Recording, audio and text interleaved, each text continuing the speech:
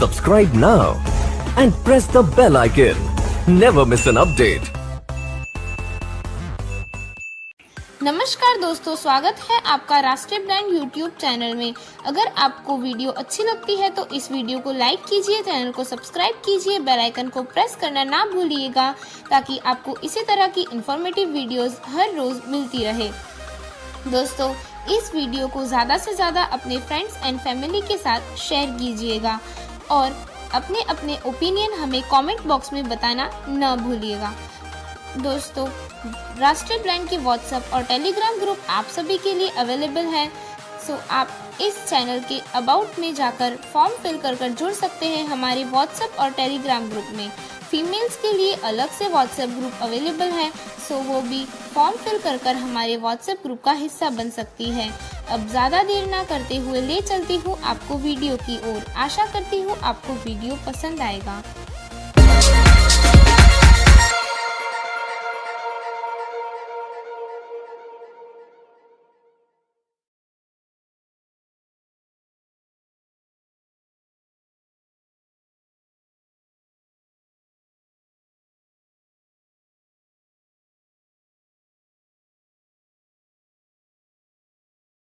आप सुन रहे हैं स्टोरी टेलिंग प्रतियोगिता 2025। इस प्रतियोगिता का विजेता पूरी तरह से आपकी पसंद और मतदान पर निर्भर है। यदि आप अपने प्रिय प्रतिभागियों को विजयी देखना चाहते हैं तो उनकी वीडियो को लाइक करें और अधिकतर शेयर करें। याद रखें, आपकी सहभागिता ही उनकी सफलता की कुंजी है। तो चलिए बढ़ते हैं आज की बेहतरीन कहानी की ओर।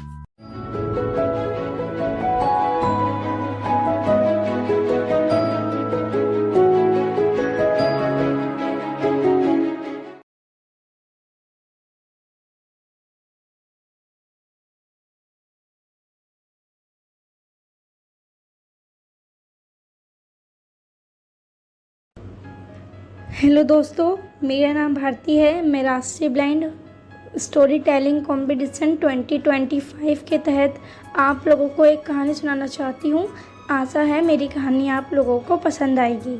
ये कहानी है मेहनत के ऊपर। गोपालपुर गांव में एक छोटा सा परिवार रहता था, निधि और निखिल।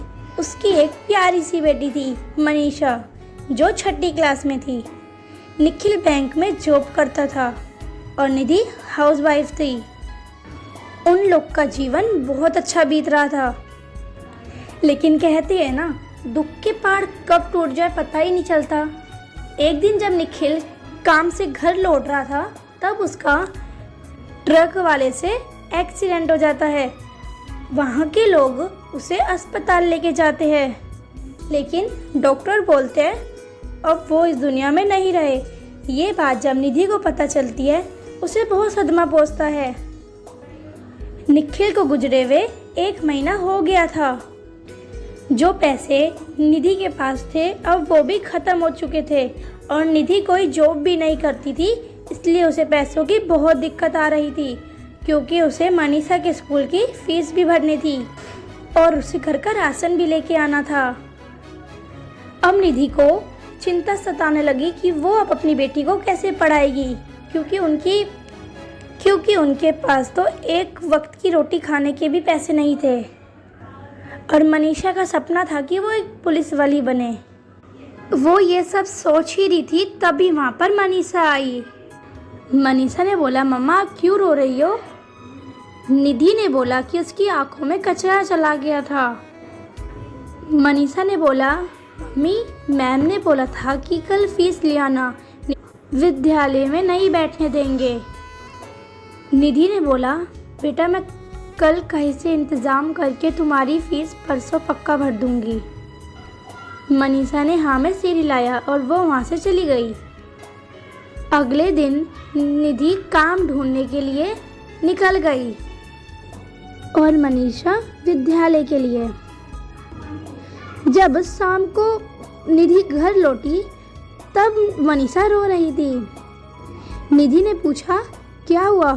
तब ने बताया कि आज उसे स्कूल में बहुत डांट पड़ी और उसे मैम ने हाथ ऊपर करके क्लास में खड़ा भी करवाया था क्योंकि उसकी फीस जमा नहीं हुई थी। ये बात सुन के निधि को बहुत बुरा लगा। अब वो करती भी तो करती क्या। तभी मनीषा ने बोला कि मम्मा मुझे भूख लग रही है।